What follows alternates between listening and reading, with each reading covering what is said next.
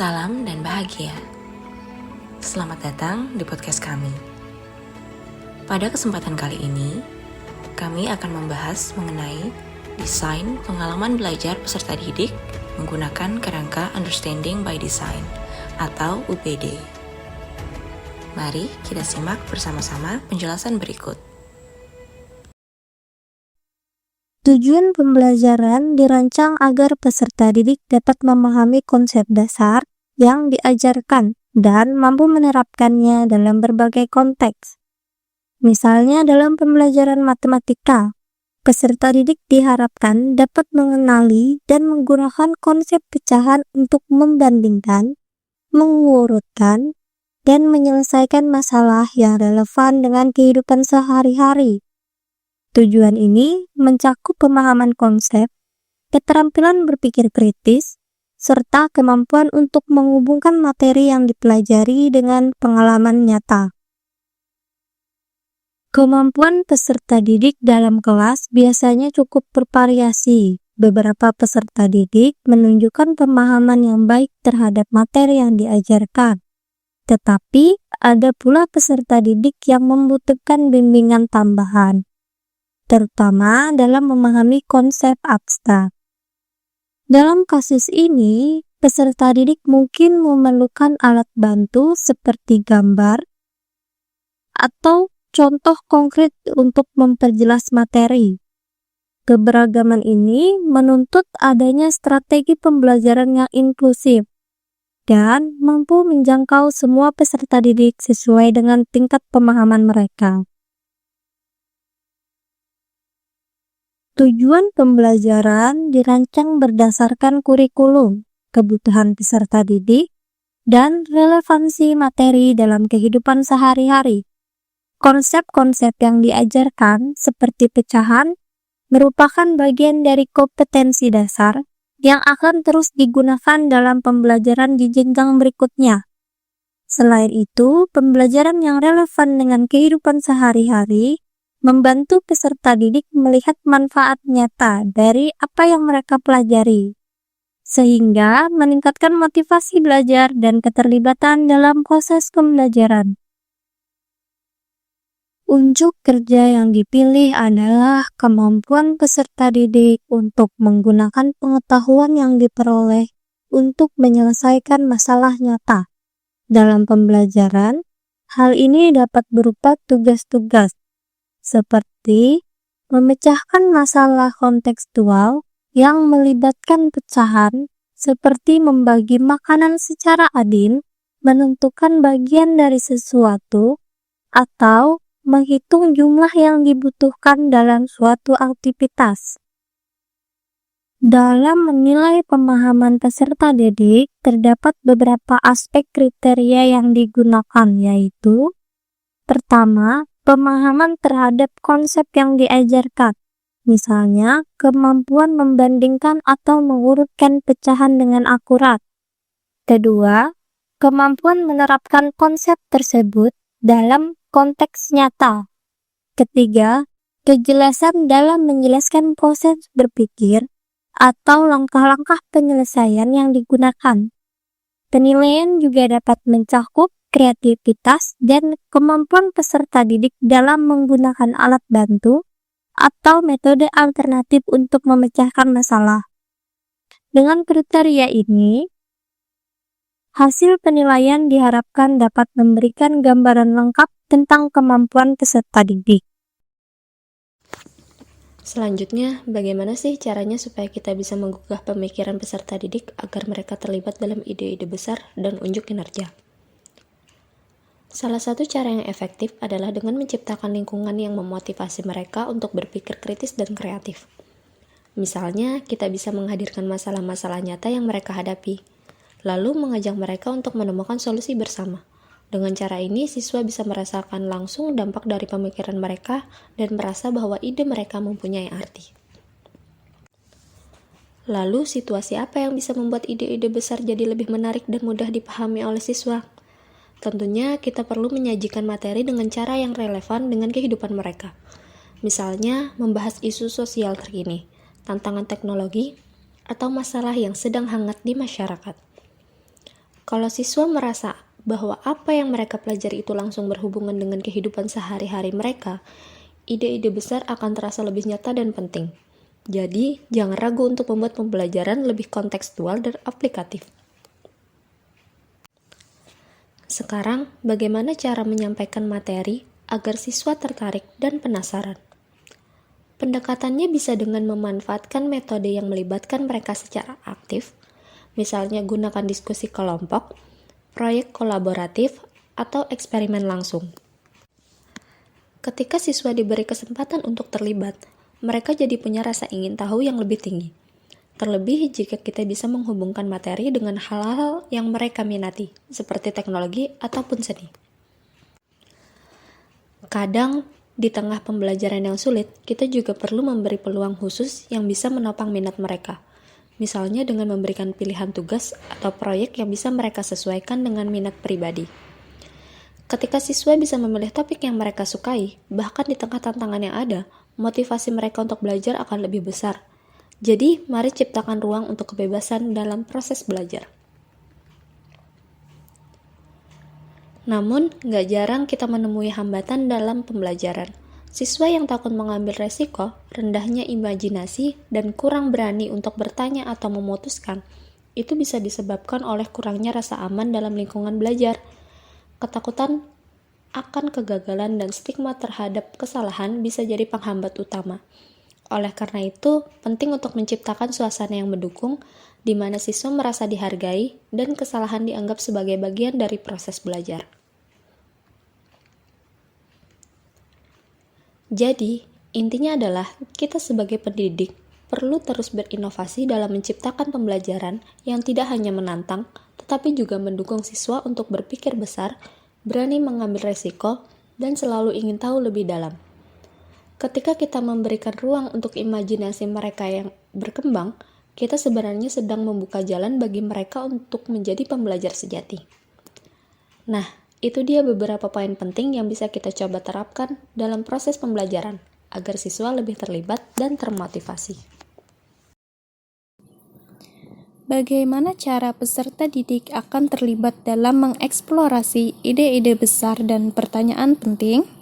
Peserta didik dapat terlibat dalam mengeksplorasi ide-ide besar dan pertanyaan penting dengan cara mengajukan pertanyaan-pertanyaan yang menantang dan relevan dengan topik yang sedang dipelajari. Guru bisa memulai dengan diskusi terbuka atau permainan pemecahan masalah, di mana peserta didik diajak untuk berpikir kritis dan kreatif. Selain itu, peserta didik bisa bekerja dalam kelompok untuk berdiskusi dan berbagi pemikiran mereka tentang berbagai ide besar yang dapat menjawab pertanyaan-pertanyaan penting. Selanjutnya, kegiatan belajar apa untuk penampilan kegiatan puncak peserta didik, pekerjaan rumah, dan pengalaman di luar kelas apa yang diperlukan untuk memungkinkan peserta didik mengembangkan dan memperdalam pemahaman mereka tentang ide-ide penting. Untuk penampilan kemampuan puncak, kegiatan belajar dapat mencakup proyek kelompok, presentasi, dan eksperimen yang memungkinkan peserta didik mengaplikasikan pengetahuan mereka dalam situasi nyata. Pekerjaan rumah bisa melibatkan penelitian singkat, penyelesaian soal-soal, dan mengasah keterampilan berpikir kritis, atau menulis esai untuk pengembangan ide mereka lebih mendalam. Pengalaman di luar kelas seperti kunjungan ke museum, pabrik, atau proyek sosial dapat membantu peserta didik menghubungkan dengan konsep yang dipelajari dengan dunia nyata, yaitu memperdalam pemahaman mereka. Selanjutnya, bagaimana peserta didik akan dipandu untuk memikirkan kembali pemahaman mereka tentang ide-ide penting? Guru dapat membimbing peserta didik untuk memikirkan kembali pemahaman mereka dengan memberikan kesempatan untuk refleksi. Ini bisa dilakukan melalui diskusi kelas, nulis jurnal, atau bertanya kepada diri sendiri. Misalnya, apa yang telah saya pelajari? Apa ada hal yang masih saya bingung? Atau bagaimana pengetahuan ini dapat saya gunakan untuk kehidupan sehari-hari? Umpan balik dari teman sebaya atau guru juga dapat membantu peserta didik dalam mengevaluasi kembali pemahaman mereka. Selanjutnya, bagaimana produk dan pertunjukan peserta didik dapat ditingkatkan melalui revisi berdasarkan penilaian diri dan umpan balik? Produk dan pertunjukan peserta didik dapat ditingkatkan dengan memberikan kesempatan untuk melakukan revisi setelah menerima penilaian diri dan umpan balik dari teman sebaya atau guru. Setelah peserta didik menilai pekerjaan mereka sendiri atau menerima saran dari orang lain, mereka dapat mengidentifikasi area yang perlu diperbaiki, seperti kesalahan dalam memahami konsep atau cara penyampaian informasi. Revisi ini dapat membantu peserta didik memperbaiki kesalahannya, memperdalam pemahaman, dan meningkatkan kualitas pekerjaan mereka. Selanjutnya, bagaimana peserta didik didorong untuk merenungkan pembelajaran dan kinerja mereka? Peserta didik didorong untuk merenungkan pembelajaran dan kinerja mereka dengan cara melakukan evaluasi diri setelah setiap kegiatan atau tugas. Guru bisa memberikan pertanyaan-pertanyaan refleksi seperti, "Apa yang kamu pelajari hari ini? Bagaimana kamu mengatasi kesulitan dalam tugas ini?" Atau, "Apa yang bisa kamu lakukan lebih baik dari waktu ini?" Selain itu, siswa bisa diminta untuk membuat portofolio yang berisi hasil kerja mereka, di mana mereka bisa melihat kembali dan belajar dari pengalaman mereka. Selanjutnya, dalam rancangan UBD, evaluasi tidak hanya tentang mengukur pencapaian akhir, tetapi juga melibatkan peserta didik secara aktif dalam penilaian diri, evaluasi diri, dan penyesuaian. Di sini peserta didik dibimbing untuk memahami tujuan pembelajaran dan kriteria penilaian yang digunakan, seperti rubrik atau checklist untuk membantu mereka mengevaluasi kemajuan mereka sendiri secara objektif.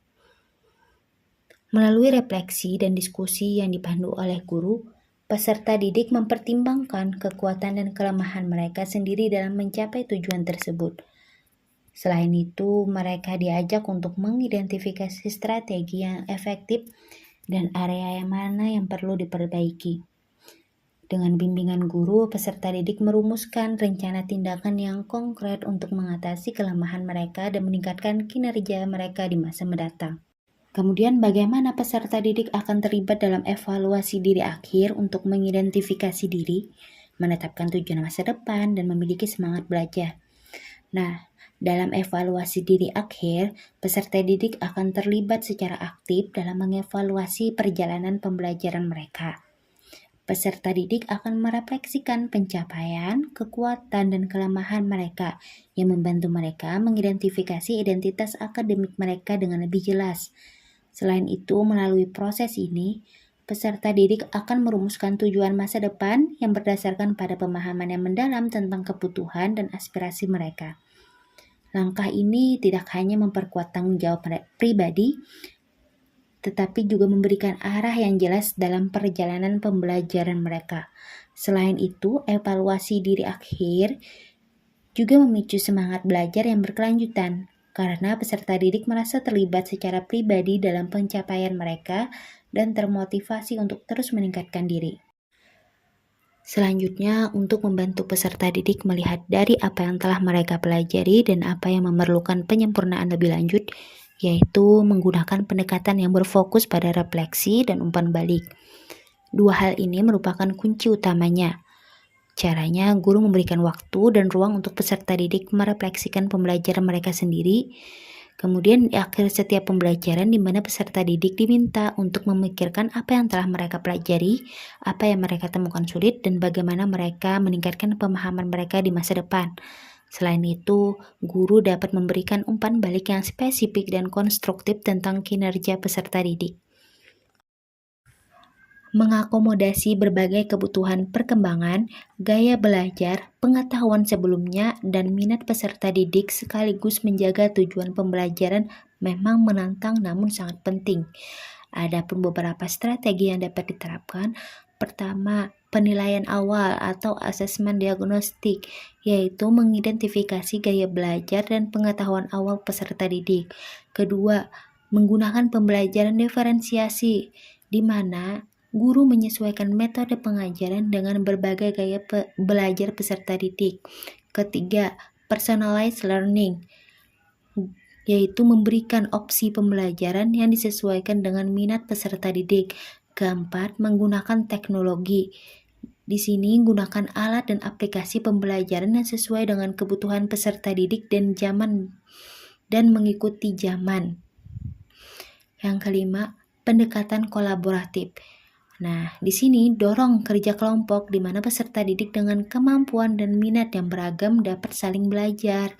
Pembelajaran kooperatif meningkatkan keterlibatan dan memungkinkan pertukaran ide yang lebih kaya. Keenam, pembelajaran yang fleksibilitas. Guru memberikan fleksibilitas dalam waktu penyelesaian tugas untuk mengakomodasi kecepatan belajar yang berbeda. Beberapa peserta didik mungkin membutuhkan lebih banyak waktu untuk memahami konsep, sementara yang lain mungkin maju lebih cepat. 7. Proyek nyata. Dengan menggunakan proyek yang relevan dengan minat peserta didik. Nah, dengan pendekatan ini, guru dapat memenuhi kebutuhan individu peserta didik sambil tetap fokus pada tujuan pembelajaran. Selanjutnya, bagaimana seorang guru untuk memaksimalkan keterlibatan dan efektivitas pembelajaran apabila ada perubahan kondisi pada saat proses pembelajaran. Perencanaan pembelajaran merupakan suatu dokumen nasional yang disusun berdasarkan analisis sistematis tentang perkembangan peserta didik. Tujuannya agar pembelajaran lebih efektif, efisien, dan sesuai dengan kebutuhan siswa. Dalam proses pembelajaran, perencanaan pembelajaran tertuang dalam modul ajar. Namun, dalam proses penerapannya, terkadang terdapat perubahan kondisi yang membuat tidak sesuai dengan perencanaan. Oleh karena itu, rencana pembelajaran harus dibuat secara fleksibel, sehingga dapat menyesuaikan dengan kondisi kelas. Maka dari itu, cara guru untuk menyesuaikannya, pertama, menganalisis hambatan yang terjadi, misalnya sarana dan prasarana yang tidak mendukung proses pembelajaran. Kedua, merancang ulang pembelajaran. Ketiga, melakukan refleksi dan evaluasi terhadap rancangan pembelajaran sebelumnya. Pengalaman belajar yang paling efektif adalah yang melibatkan peserta didik secara aktif dalam proses pembelajaran. Ini dapat dicapai melalui metode pembelajaran yang bervariasi, seperti diskusi kelompok, proyek, atau pembelajaran berbasis masalah. Untuk meminimalkan kesalahpahaman, guru perlu menggunakan bahasa yang jelas dan sederhana, memberikan contoh-contoh konkret, serta menyediakan waktu bagi peserta didik untuk bertanya. Selain itu, penting juga untuk mengkaitkan materi pembelajaran dengan kehidupan sehari-hari, sehingga peserta didik dapat lebih mudah memahami dan mengingat materi. Dalam mengatur dan mengurutkan pengajaran, guru dapat menggunakan pendekatan tematik, di mana konsep-konsep yang saling terkait dipelajari secara bertahap dan mendalam. Dengan demikian, peserta didik dapat membangun pemahaman yang lebih kuat dan menyeluruh.